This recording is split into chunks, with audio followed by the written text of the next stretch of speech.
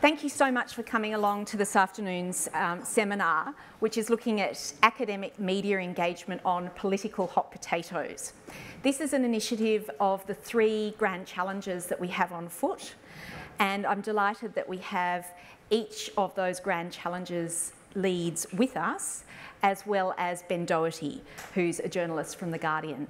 However, first of all, Professor Matt England, who is the lead of the Climate Change Grand Challenge and the Deputy Director of the UNSW Climate Change Research Centre, he's going to present some slides, so we'll stay down there so that we can see them as well, and then we'll all move up here and each talk a little bit about how we engage with the media, tips and tricks and the like.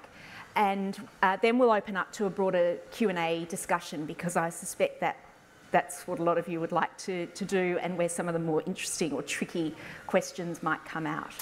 So I'd now like to invite Matt to the stage.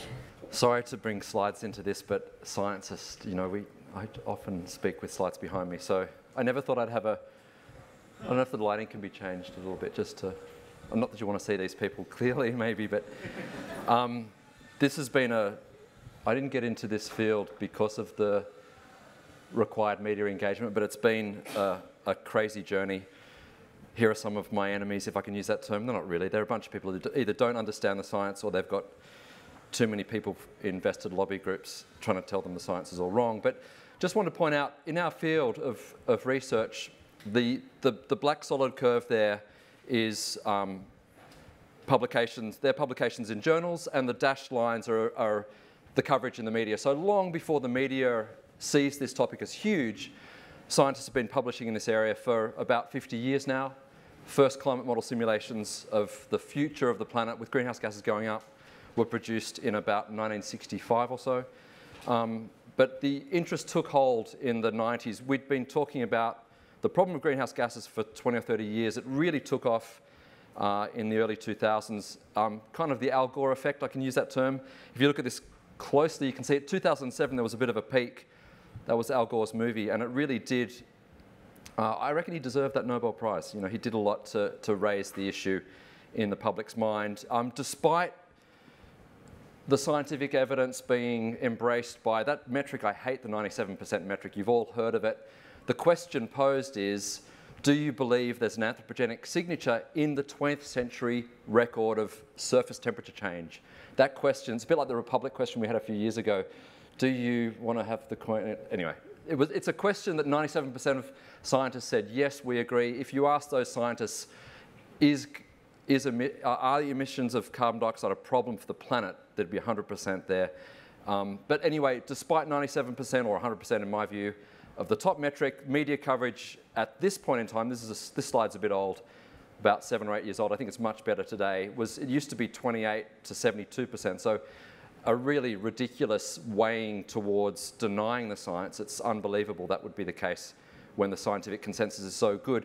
If you go looking, this is a nice little image from Al Gore's movie. If you go looking for papers that, you know, show that greenhouse gases, you know, weren't like genuinely get in there and show that there's no problem with greenhouse gas emissions and that doesn't cause warming, you find precisely 0 papers. So when I speak to the media, the first sort of dot point I would say is I really try to stick to facts and not opinion.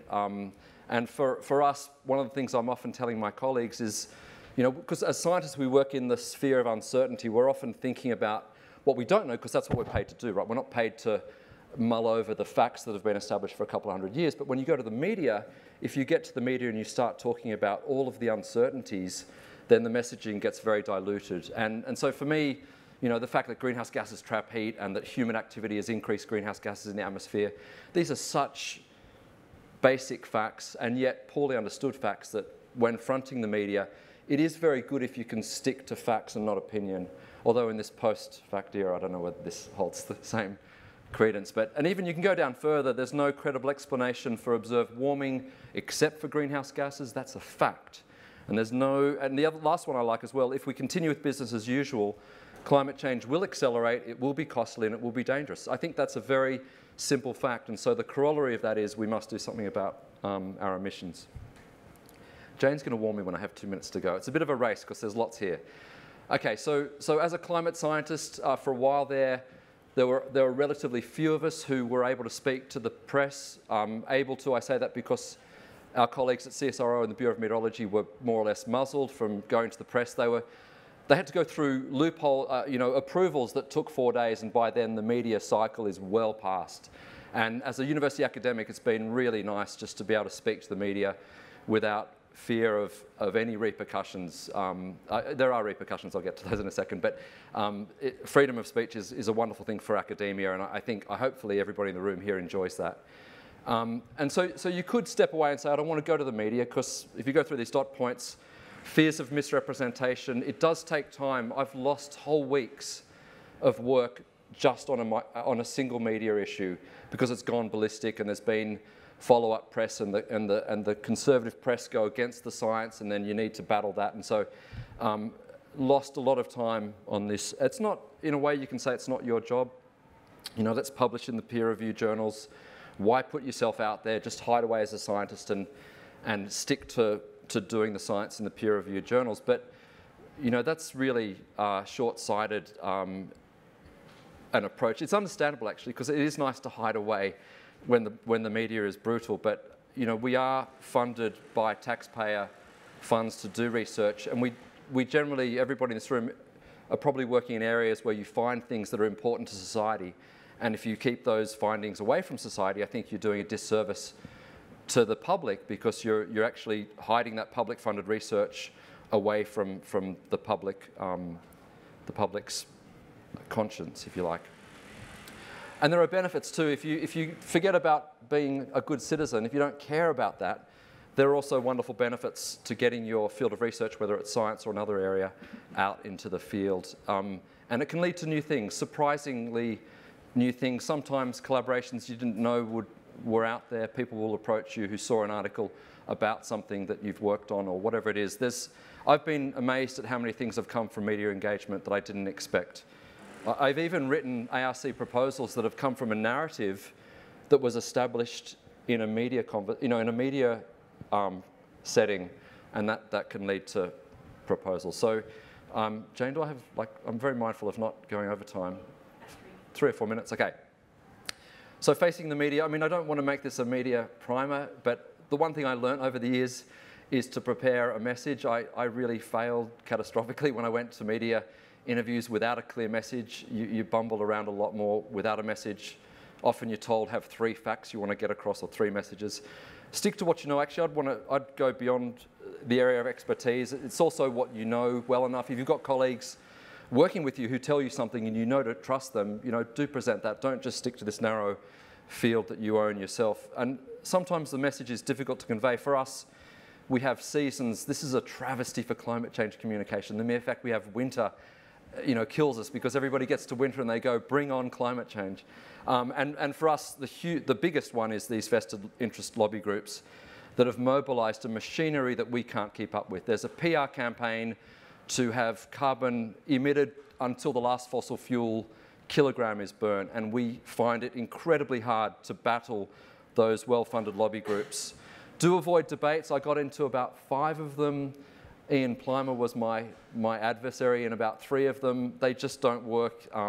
Nobody wins. They polarize the issue. Stick to your own platform. It's the best way to do it, I think. And having a positive message is helpful. Often I didn't have one, and the media reporter hated this negative message. I can't get into the last dot point. There's several examples where, unfortunately, climate science findings have been a bit oversold. So I'm going to finish up by just, on a lighter note, showing you the good, the bad, and the ugly. This was good. We wrote a letter to Prime Minister Rudd at the time, 16 of us. It took us all of about an hour to write the letter and draft it, and it got on the front page of the Herald. That was a surprising and good outcome. This surprises me. 16 of us somehow got on the front page. We work for years to write a paper, and it's buried in a journal. And sometimes the science gets out. This was at Bali. Working with colleagues has been wonderful. I've really enjoyed the camaraderie, or I don't know, collegiality that's emerged in our sector in this space. It's been fun. The bad, there's been horrible stuff. I woke up in the US a couple of years ago to this front page report on The Australian, which likened the IPCC to FIFA, which had just been found to be corrupt. And actually it profiled me, and the main thing was to profile me. There's a background story to this. The guy who wrote it, we'd taken him to the press council for false reporting, and I think he'd been waiting years to get me back, and this was a beautiful comeback from him. It was, horrible to see this, and it led to, lots of unhappiness. I also, a low point for me is after Hurricane Sandy and debates we had on TV, Chris Smith, the guy at the bottom right there, had a report. The folks at the defamation group here told me I could go and battle Chris Smith. He really went to task at me for talking about people's deaths and relating to climate change. And the defamation people said, you can fight this guy and you'll probably win. And they said a couple of $100,000, and I was very tempted. And he said, you've got to spend the next year in this. You're not going to get away with this process with under a year of time. So there are horrible things that can happen, not so much probably for many of you who don't work in fields that are so necessarily so politically vexed, although maybe you do. But there is caution to be, go into this with some caution if you are in one of these fields. It can be brutal. It hasn't been fun at times, but I think overall it's worth it. Okay, thanks.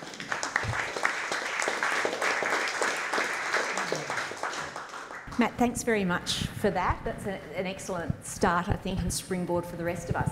While we're all up here, I'll just introduce, we've got Professor Richard Holden at the end, who's one of the co-leads on the Grand Challenge on Inequality, together with Professor Ros Dixon. And Richard's a Professor of Economics. Ben Doherty, a journalist from The Guardian, who's going to, at the end, give us a media perspective. There's not one media perspective. And I didn't introduce myself. I'm Jane McAdam. I'm the lead of the Grand Challenge on Refugees and Migrants and director of the Caldor Centre for International Refugee Law. So I'll now turn to Richard for your remarks. Sure. Thanks, Jane. And thanks, everyone, for coming along. So as Jane said, I'm, for my sins, I'm an economist. So I don't talk about things that are as important or have as much gravity as Matt does in the press. And maybe things that are even less lent to certain facts. I mean, there are some factual things in what I do, like, the ABS said today that unemployment went down to 5.7%, but no one knows if those numbers are really true. But those are the sort of levels of facts that we get to. I think I've kind of learnt three things that have helped me in talking about issues that can be a little bit hot button and seen as political and seen as partisan. So one of the things I did, for instance, was wrote a report for a think tank about how to reform negative gearing.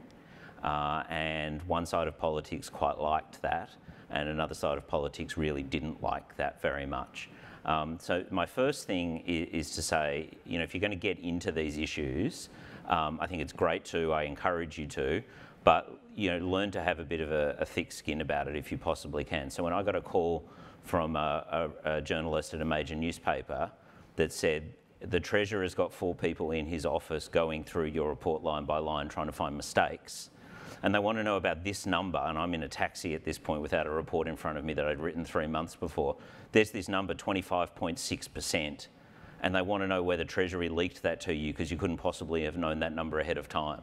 And so I had and I was freaking out while this question is going. The Treasurer's got 4 people working on trying to find mistakes, and I know they're in there somewhere, right? And so that one I luckily had a good answer for. I said, sitting in front of a computer, Google Australia tax share of GDP.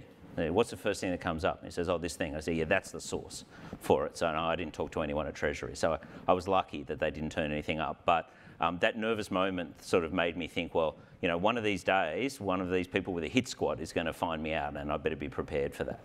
I think the second thing is that it's useful to figure out what your brand is. You're going to be perceived as having some kind of brand, whether you like it or not, and it's not going to be, you don't get to really write it, but it's going to be some kind of soundbite level thing. So I'm sort of, I could probably get called many things, but one thing that people will say is like, I'm the sort of relatively centrist economist type, or something like that. And that's kind of how I come across on a lot of these things, and that's how I perceive myself. But I think you want to know that people will think of you through a certain lens and look at you through a certain lens, and understanding what that is. If you can shape that, so much the better. Let me know how you do it. But sort of be aware that people are going to see you through a fairly unnuanced, fairly straightforward lens, and it's important to understand. I think it's important to understand that. The next thing I'd say is think about if I could call this the advocacy thing. So as I say, I'm reasonably centrist on most economic issues, but that doesn't mean that I'm sort of in the middle ground on everything. So I'll sometimes say things that are extremely critical of the current government, and sometimes I'll say things that are extremely critical of the opposition. Now maybe just because I say things that are critical and never say anything that's nice or positive, but it probably reflects the fact that I've got some sort of view about what I think makes the economy work well, and sometimes either side of politics kind of violate my sensibilities about how I think that works. So I get some latitude because I don't always say the Liberal Party are terrible on this, and here we go again with the Liberal Party being terrible on this. Sometimes I say, as I've said, that they've got the wrong approach to negative gearing and they're not doing anything about it, and I rabbit on about that. But I've also said things that are quite positive about some of their plans as well. So that works for me because it's authentic. It's what I believe. So I can be sort of centrist in expectation. You know, sometimes I'll be more on the left, sometimes I'll be more on the right, and I sort of come out roughly in the middle. Other people find it better to be sort of in the middle on everything and do it that way. But I think you probably, if you want credibility, you probably want to guard against being seen to be an advocate. So the thing I ask myself from time to time on some issue as a check to see whether I am becoming too much of an advocate in my mind is what evidence could I be presented with, even just in theory, what evidence could I be presented with that would change my view about this? And if the answer to that is there really isn't any, then I think that's my test for whether you're an advocate or not. If there's nothing that could change your mind about something, you're an advocate, and that's fine. There are plenty of people who do great work being advocates for things, but that's not going to gel well, I think, with the kind of scholarly view and representing scholarship. I think the last thing that I found helpful is just to figure out what your voice is, the sort of way of communicating. So, you know, if you read, say, Paul Krugman's columns, he has a particular voice and it comes across and it's authentic and it works for him. You know, Julia Baird has a certain voice, or Maureen Dowd, you know, has a certain voice, and that works for them. And I certainly found it very helpful as I was learning to write op-ed pieces in print, to sort of experiment a little bit and do a lot of reading of how other people write and find what parts of various different authors I found kind of worked for me and expressed my voice. And I have found that helpful in being able to be authentic and get my message across in a way that can be a little bit crisper and a little bit more accessible and not too academic, but also be sort of true to how I think about things. So that's what works for me, or doesn't, as the case may be. Great, thanks very much, Richard. Well, I'm going to go next, and then we'll have Ben at the end. As I said in the introduction, I work in the area of international refugee law, which for many people in and of itself is a political statement. And that's of course problematic if, as an academic, you're trying to put forward a particular perspective, even just what the law is. I've had people say, well, you know, I read your article, but I disagreed with you. Even if all I was saying was, you know, international law defines a refugee as blah, they disagreed with me. So that can be a challenge. I think also, just as an introductory statement, when we talk about the media, there are of course very different kinds of media. So are you writing an opinion piece for a newspaper, and which newspaper? Are you doing a pre-recorded radio interview that, in other words, can be edited, so you don't necessarily have control over which bits are going in? Are you doing a live interview, in which case you have a lot more control because the whole thing will be broadcast, but at the same time you might find that more terrifying? Or is it television? And is it trying to create drama on television in terms of pitching different viewpoints against each other? And in a panel kind of program, that's usually exactly what's happening. So I guess one of the first things to think about if you are approached by any media is, what's the intention here? Who's the audience? And why is my viewpoint being sought? Am I being sought as the objective, measured academic expert? Am I actually being pitched as, you know, someone presumed to be on the left versus a very conservative commentator, again, simply because of the issue. And what way might my views be portrayed? And so I think, particularly for a panel type of interview, whether that be TV or radio, it's important to ask all those questions. Who else is on it? What's the line? Who's the journalist? And then informing yourself about what has that journalist's view been before, how have they approached this, and the like. As everyone else has said, I think it's really important to be clear, both in terms of what your message is on that particular day. So I could tell 1,000 different stories or have 1,000 different messages, but I can't tell them all at once. So for this interview, given the issues that are being aired at the moment, perhaps being given the political context or what's happening internationally, what do I want to say today? What's my contribution going to be? What new voice am I adding? And for me, that's part of the test. I don't want to just be the renter comment that's speaking out every time refugees are in the news. I will only do so if I think I have something value added. And importantly for me, and running an academic research centre, something that I practice myself and drum into those who work with me is we are presenting an objective, measured, reasoned, evidence-based approach.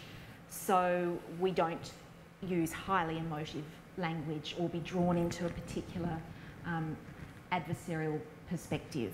So bringing it back to the evidence, to the anecdotes that can support and illuminate your message is very important. That's also, I think, sticking to your expertise, and I think perhaps defining your expertise a bit more broadly here than you might if you were writing a peer-reviewed paper. Your expertise is far wider than you might, assume. But nonetheless, sticking to the area you're comfortable with and making clear, particularly in an interview, as to what that is. So if you're asked a question that takes you to something you don't know, then it's about bringing it back. So, that might be something like, well, you can't just dodge the question and ignore it, but saying, well, that's a very interesting point, but for me, the key issue right now is this. So those little tricks of the trade to kind of swing it back to what it is you want to be talking about. That's why preparation is key. As I said, not only about what you want to say, but who you're saying it to and how the interviewer, if it's an interview, might want to direct you. Having powerful anecdotes or case studies. By anecdotes, I mean things that are kind of backed up by evidence, of course, but analogies or things that you can do to humanise a story or to make more easily understood something quite complex that you might be wanting to present. The human impact factor, those things are crucial. It's also useful to anticipate, again, in an interview, what negative questions or questions I don't want might be asked of me and how might I respond. It's remarkable sometimes when you see very experienced politicians even being interviewed who suddenly start stumbling over things that they really ought to have known would be pitched to them, and not having a response up your sleeve, you can then be floundering around, and ideally you don't want to do that. So thinking how to respond is useful. The other thing is that even in written pieces, while you might think you have total control over what you're saying, and certainly a lot of people find that a way they like to engage because they do pretty much set the agenda of what it is that you want to talk about, you don't have control over the title of an opinion piece. Likewise, you don't have control over a headline. So I remember writing an opinion piece once, and I mean, as Richard was saying, I don't care who's in government. If I don't think the policies are appropriate or lawful, then I'll say so either way. And yet the headline that was attached to this particular, or the title of the op-ed that was given to this piece that was, I thought, balanced, objective and so on, was Morrison should know better. And so, of course, instantly the headline is set up as, academics attacking the government of the day. Why? Well, that's going to sell. People are going to read the story. But it can also at times completely mislead, and I've had situations like that where I've got in touch, so that's actually not what I'm even saying, can you please change the title? And sometimes that will happen. The other thing is to know if you're on the record or providing background, and assume even if you're providing background that you might still be quoted. Again, I remember doing a 20-minute interview, and I knew it was on the record, so you could say it was my own fault, but it was a 20-minute kind of briefing of a journalist about the impacts of climate change on displacement. And at one point I made a throwaway comment of, you know, of course, if we don't prepare and we don't plan and we don't do all these policy initiatives that I've just been talking about, then of course you don't want to be in a situation where people are forced to take to boats and become the next boat people. What was the headline? Climate refugees will be the next boat people to Australia, and it was literally 10 seconds in a 20-minute interview, and I'd made very clear that was not what I was saying. So again, my fault arguably, but you need to be aware of that.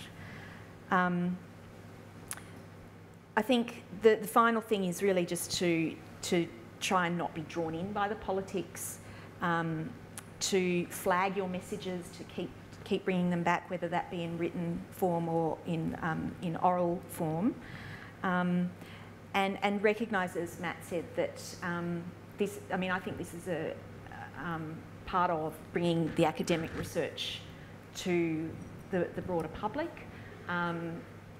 You know, you might spend an hour or two writing an op-ed and 10,000 people read it, and you've spent 6 months on an article and 3 people read it. That can be a little bit demoralising. On the other hand, if you think of all of those things, it's actually, if you hadn't done the peer-reviewed article, then you maybe couldn't speak to these issues and take it to a wider audience. I think it's thinking a bit more globally about it. But by the same token, media can eat into an enormous amount of your time. So you can't just think, oh, well, I've done the 5-minute interview, that's the end of it. It could go on. And likewise, if you do all the preparation in advance, a 5-minute interview could have hours and hours of preparation ahead of it, depending on what it is. So, Ben, now over to you for a media perspective. Yes. Third speaker for the opposition.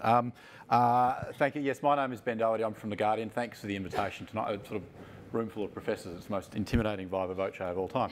But look, and I am getting that sense.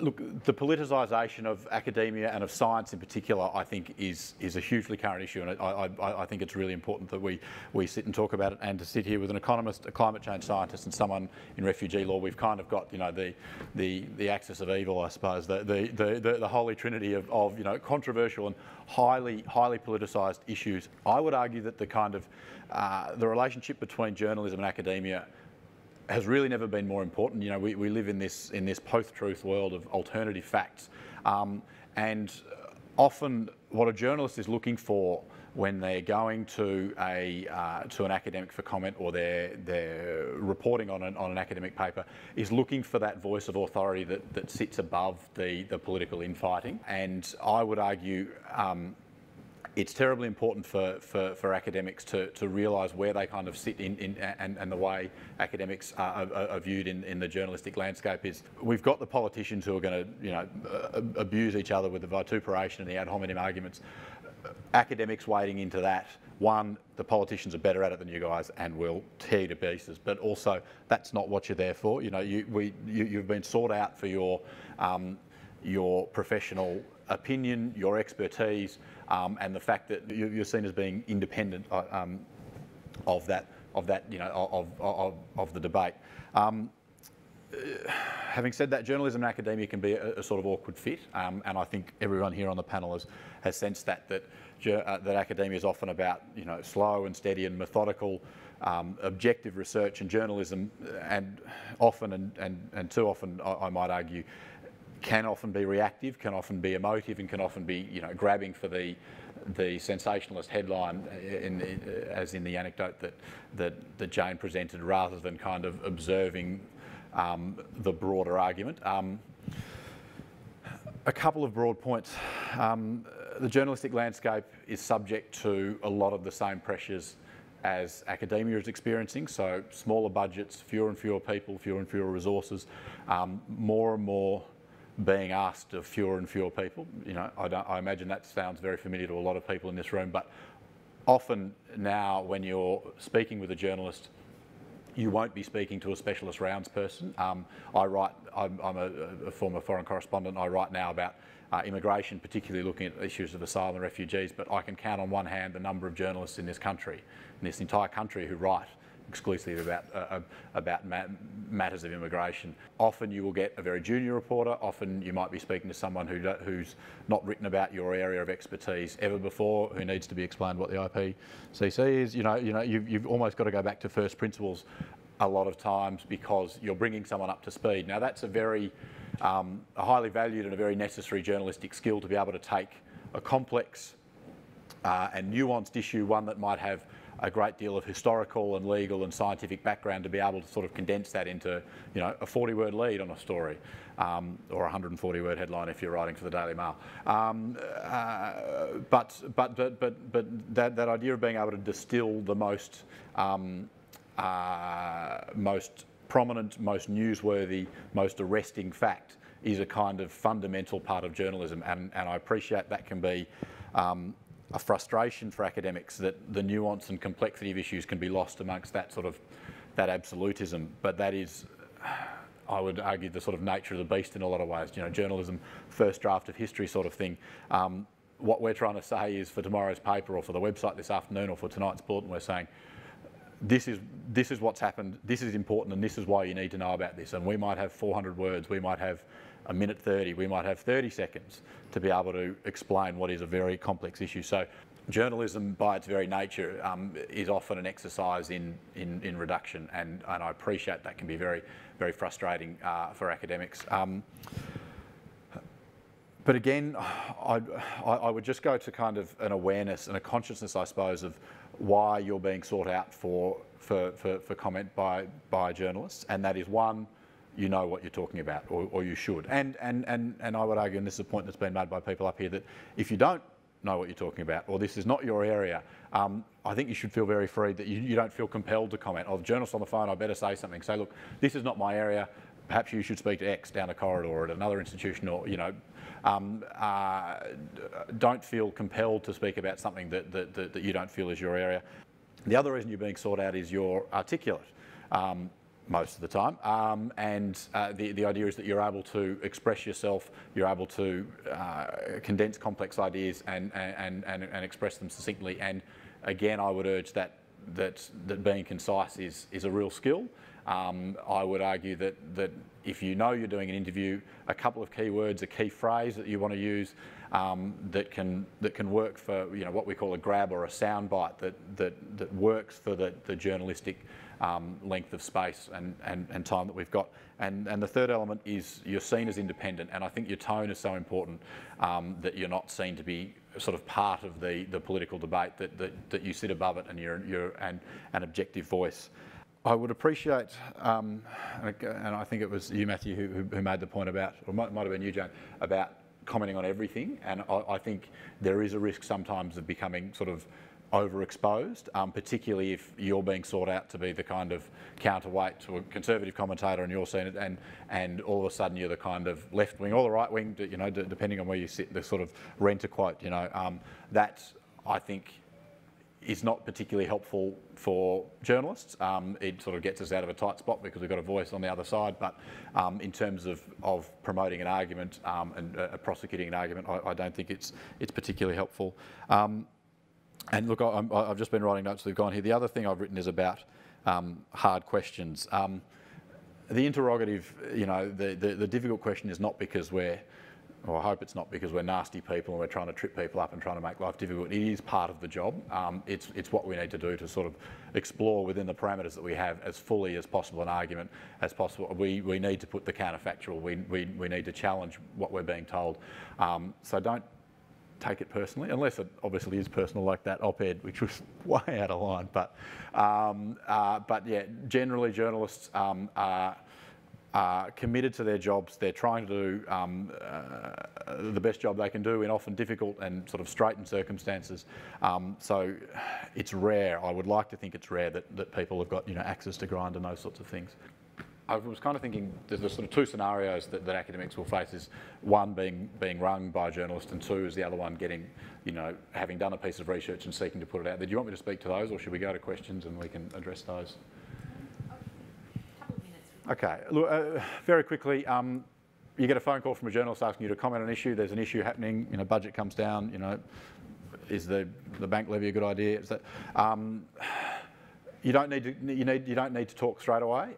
Journalists are on a deadline, and you're going to have to do it reasonably quickly. But if someone rings on the phone and you say, look, can you give me a couple of minutes to think about my thoughts about that? You can put the phone down, scratch down a couple of key points you want to make, call them back, get them to call you back.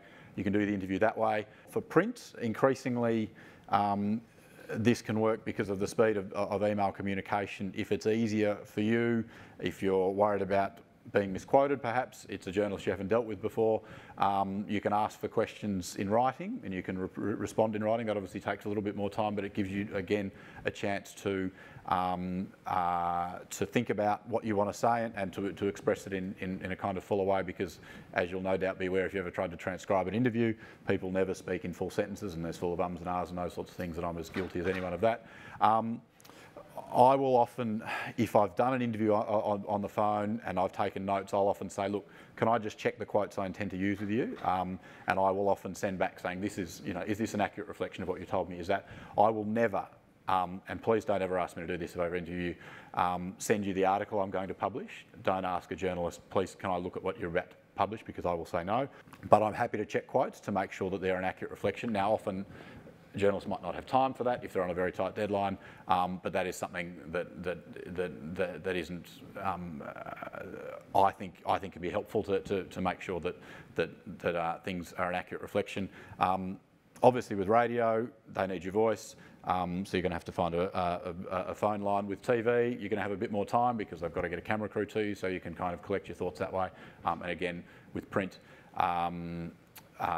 There is obviously the time to do it by email if that is something that's more suitable. Takes a bit more time. If you want to get it over and done with, then straight down the phone. Most journalists have got reasonable shorthand, and you can be reasonably confident most of the time of not being misquoted. Rather, the other option, the other occurrence, of course, is that you've done a body of research, you've done a body of work, you've spent many weeks, many months, potentially years putting this together, and it's time to sort of let your little baby out into the world. And that's a kind of intimidating thing sometimes, and it does involve a little loss of control, I suppose, that you've had this thing and you've looked after it, and this is a very important piece of work for you and for your career, and it's now going to go out and it's going to be, hopefully, it's going to be interpreted and read and read by others and necessarily reduced for public consumption in the media. So you need to be prepared that it's not going to come out as a perfect reflection of absolutely everything that's in your 20,000 word paper or your 5,000 word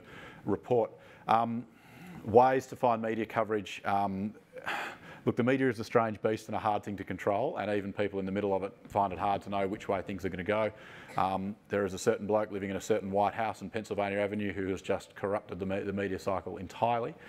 We have big exclusives ready to run in the morning, and he will get on Twitter late at night and change everything, and the entire world changes shape. So it really is an unpredictable beast, even for people who are right in the middle of it. So that can be a difficult thing.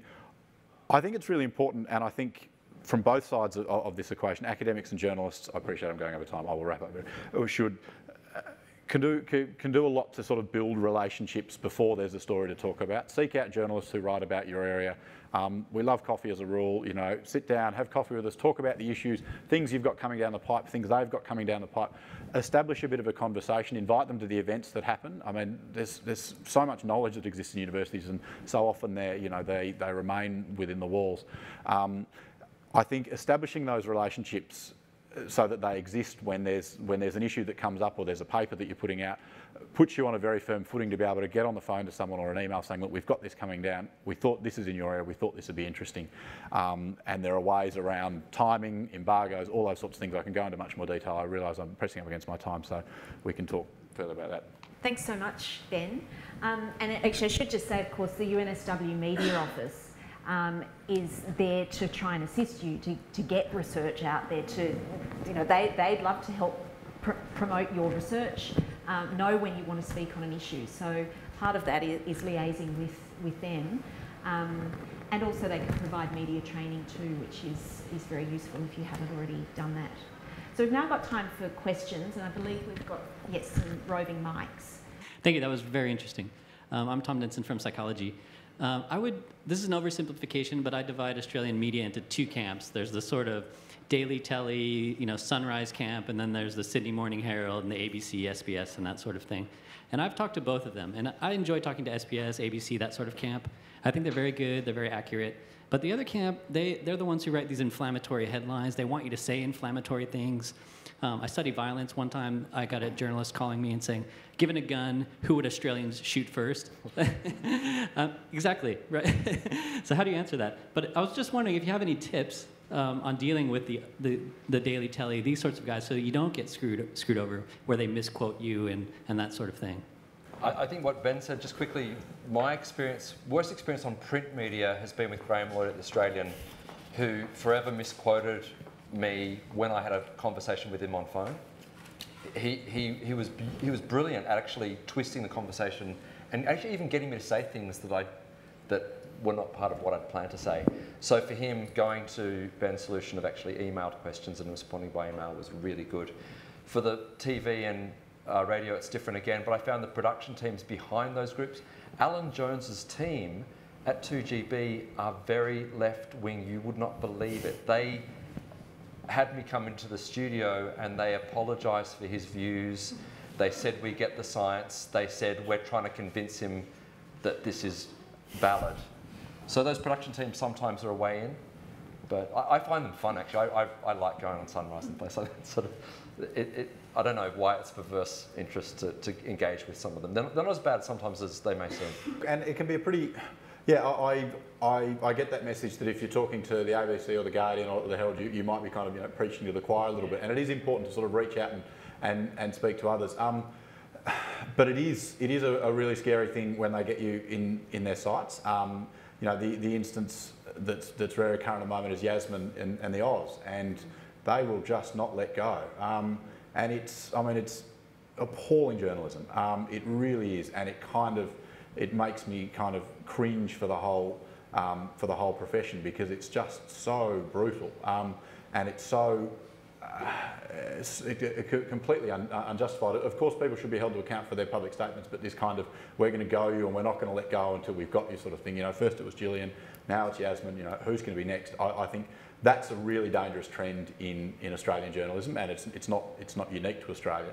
But I think, again, I'll reiterating what Matthew said, but I think if you are really, if you stay within the bounds of what you are expert on, and you go into an interview knowing what you want to say, and your tone is professional, your tone is unemotive and reasoned, then it's I think much harder to be kind of to be put in the targets. I think that's right. I think Matthew works in an area and Jane works in an area where you're more exposed to that kind of, we've decided, we've got a political agenda and we're going to go after that people. In the sort of stuff that I do, no one's going to get too upset about negative gearing. The worst experience.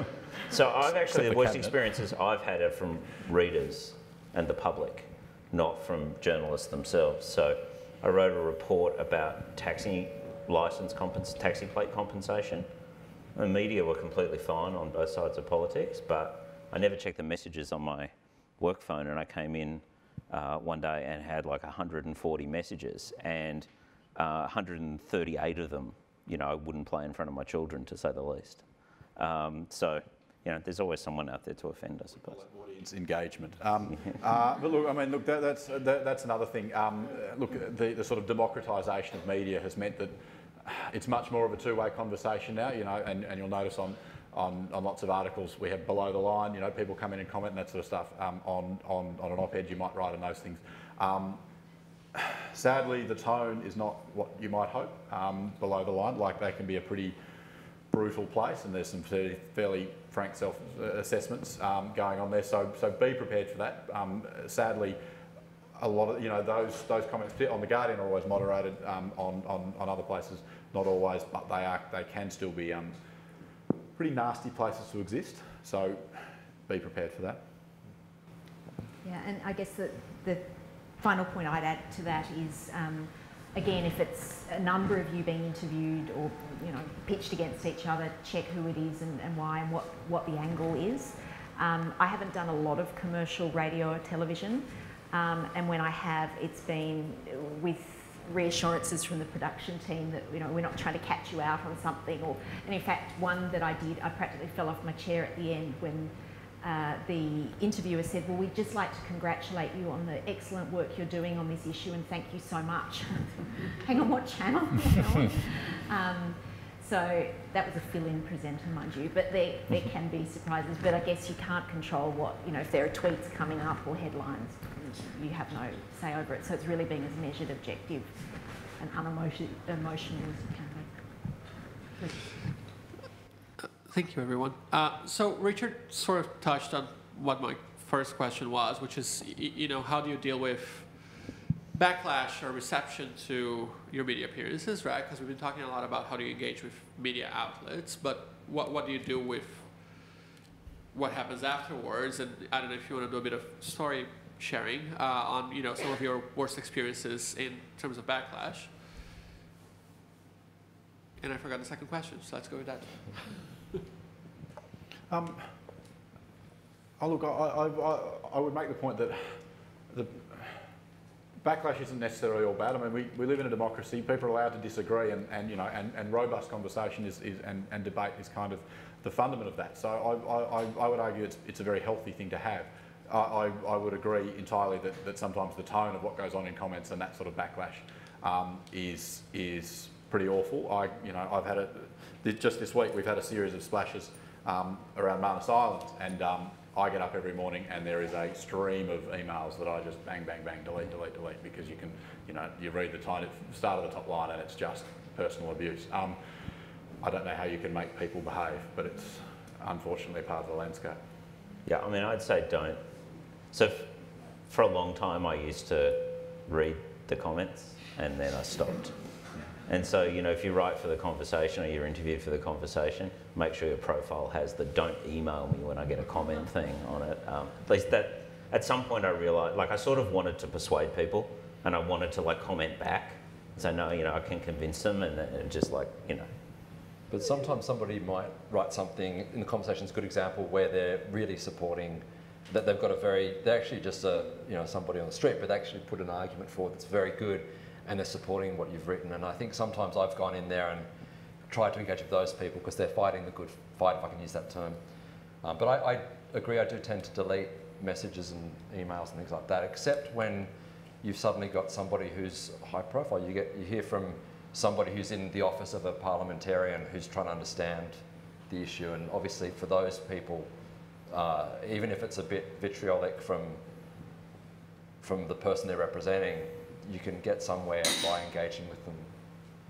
I'm always happy to have the debate with people who are disagreeing. They can write, look, I don't agree with this, but sort of personal abuse. I don't think that you don't need to weigh in on that. But genuine discussion and debate of the issue, I think, is absolutely fair enough.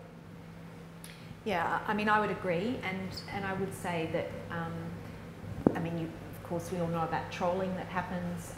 There are academics I know of who've received threats of all sorts of kinds based on what they've said.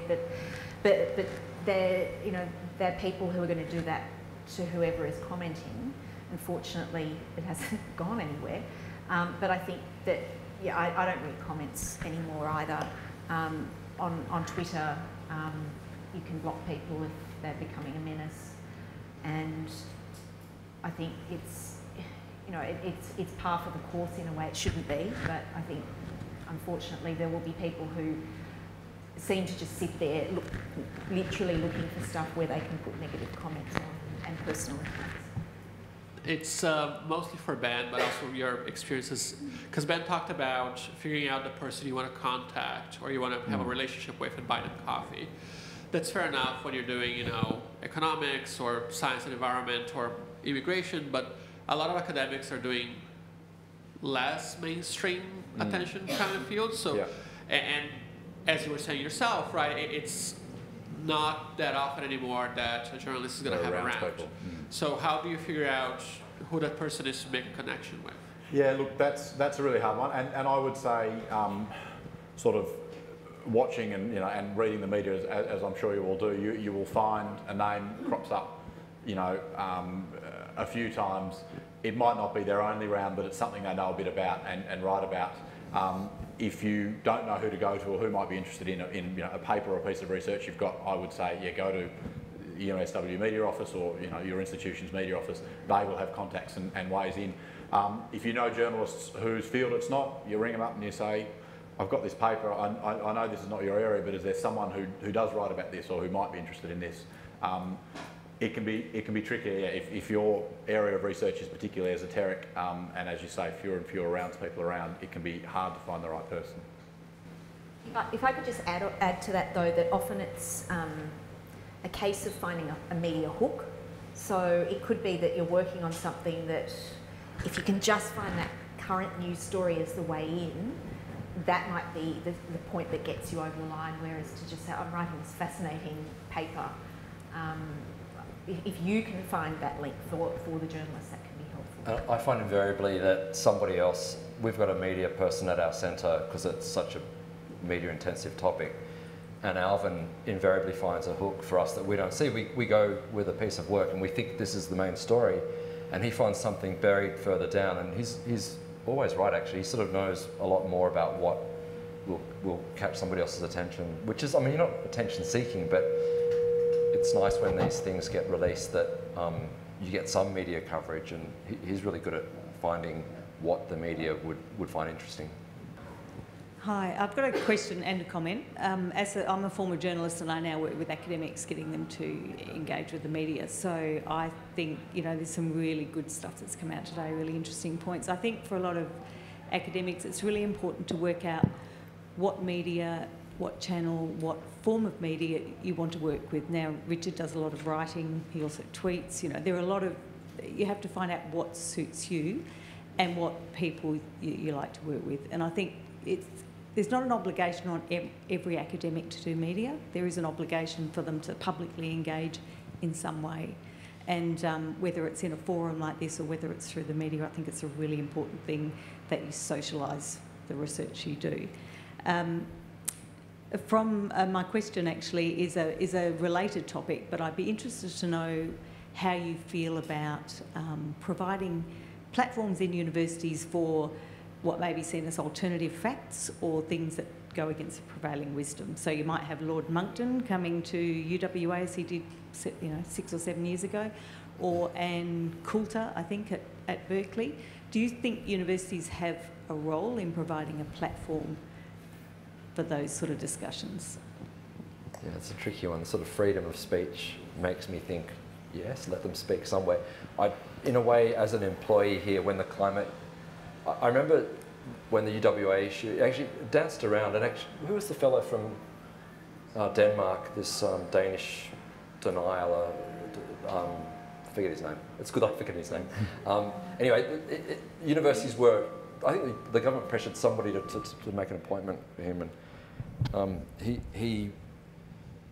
each university progressively had pressure put on them not to make this appointment or not to have a speaker speak at the university. And I think I would tend, UNSW was never in that position, but if we had somebody hiring out a venue here with those anti-climate science messages, I think I would do my best to make it not happen. I wouldn't stop them speaking in the town hall or whatever, but that's my view, but others may. That's for my particular field, I feel strongly about it, but for other fields you may not have the strong reaction that we have in climate science. Yeah, I mean, I think the Anne Coulter one is a particularly good one to sort of counterpose with that. So I disagree with almost everything that Anne Coulter says, but I was pretty, now I was thinking, I can't think of something that Anne Coulter has said that I agree with. But I was pretty taken aback at the idea that she can't give a talk to a group of campus Republicans at, the birthplace of free and open discussion at universities in many ways. And so, I understand Matt's perspective, and it drives me nuts when people deny climate change, and I don't work on it. I'm just a citizen when it comes to that. And I think we can all think of examples, and we don't need to mention them, that are obviously over the line, where for decades and decades we've not been willing to tolerate certain kinds of speech, and I think it's good in Australia that we draw lines about what's acceptable and unacceptable speech. But I think there's also, a concern that one can go too far, either about issues on the right or the left, that we're simply going to shut down. So I think it's an evolving thing, and it's a difficult set of questions. Yeah, and I mean, certainly I think part of the grand challenges, for instance, is to generate debate and have discussion and different viewpoints. I guess if we come back to the climate science, there's, or alternatively someone who's trying to incite violence or that sort of thing, I think, freedom of speech is not absolute. And so there's a boundary somewhere there that has to be drawn in the individual case. But also, I think universities have an obligation to be enabling a space for discussion, but also ensuring that, to the extent that something is just been totally debunked, that it's not providing a platform where something might look, misleading information might be being presented as rigorous academic research. So I think it depends on the particular situation. And it also may depend, again, in some cases, on whether people have a platform elsewhere that they are readily speaking from. So, yeah. I don't know if you want to add anything, Ben. I don't know. Hi, I'm Karen Fisher. I'm a disability policy researcher. On a related thing, can you talk about what you think is our obligation in terms of debunking alternative facts? So I was surprised, Matthew, that you said don't engage in debate. And I think one of the things that we're, as academics, quite pathetic at doing a lot of the time is actually taking people on when we have evidence, and the debate or the popular meme is opinion. Yeah. And I think particularly this university, we're not very good at actually raising the debate higher or raising the dialogue higher, and I wonder how we can do that in an engaging way. I mean, partly the problem is that our original material, our evidence, a lot of it's quite boring in its original form. How do we make that entertaining but still evidence? Yeah, so when I mentioned debate, what I meant was a debate where there are two people standing up on a podium. For climate change, that already gives this impression there's two sides to the debate, that it's kind of even and so on. And the ones I went in, actually they did exit polls from, there was a really good example in the US where some of the most brilliant climate scientists, Mike Mann and a couple of others, debated against some contrarians who were really,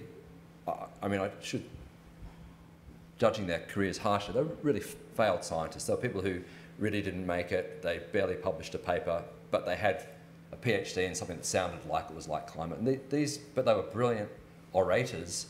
And the exit polls from this debate that was seen by about 1,000 people is that, they went in there sort of 50-50 and came out doubting the science, right, a bit more. It went sort of 60-40 towards the deniers. And time and again, at least in my field, a debate like that is not a good forum to advance the dialogue. That's different to the debate that you're talking about, which is seizing on misinformation. And I think the climate science community, I'm not espousing our virtues here, but I think we've devoted ourselves to trying to debunk myths. Actually, there are people who are talking about way too much research has been done on this sort of post-2000 slowdown and why it occurred. If anything, we're sometimes overly zealous about letting the dialogue be determined by some of these bizarre ideas like cosmic rays are causing warming, or it's not warming, it's cooling. There's a whole lot of issues. So you're right, we should debate, but not in a platform with two people up on a stage. That's what I was referring to. I guess in my area, sometimes it's a question of when is it almost like bait being put out there to see who's going to respond and get the bait, and when is it better to let an issue go? And I think they're judgment calls to make. So, yeah, and when something's generating a lot of political heat, as I said at the start, unless I've got something that I think can bring in a novel perspective or take the debate in a way that it's not going, I don't just want to be another voice in the crowd sort of saying, oh, this is outrageous, we've got to stop doing it, whatever it is. That said, I think it's important to recognise when you can engage, and if you're not sure how to, that's perhaps a point where you can contact the media office and say, look, I'm hearing this all the time. This is something I've got expertise on. Is there a way to get my voice heard? And it might be by writing an opinion piece, which in turn can generate other media. And with that, it's very useful to sort of say, can you shop around and see if someone might publish it before you necessarily sit there and write the whole thing, but having 3 clear messages that would come from that. So some of it's the opportunity, some of it's the timing, and figuring out when is the moment to step in or not. If anybody wants to be entertained, just Google John Oliver climate debate tonight. There's a really good parody where he looks at this debate of one person versus one person. And anyway, I won't tell you how it goes, but it's a lot of fun. On that note, we're going to have to draw to a close. There are refreshments outside, so I'd really encourage you to stay if you can and talk to others and continue the conversation. But I'd first of all really like to thank my fellow panellists for their excellent contributions. It's been a really rich discussion, and I think there have been a lot of ideas that hopefully will continue to percolate.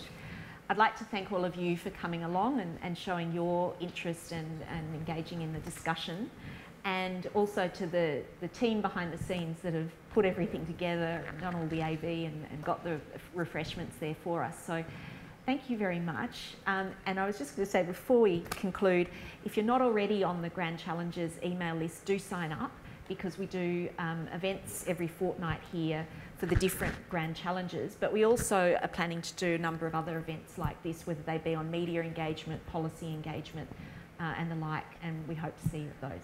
Thanks very much.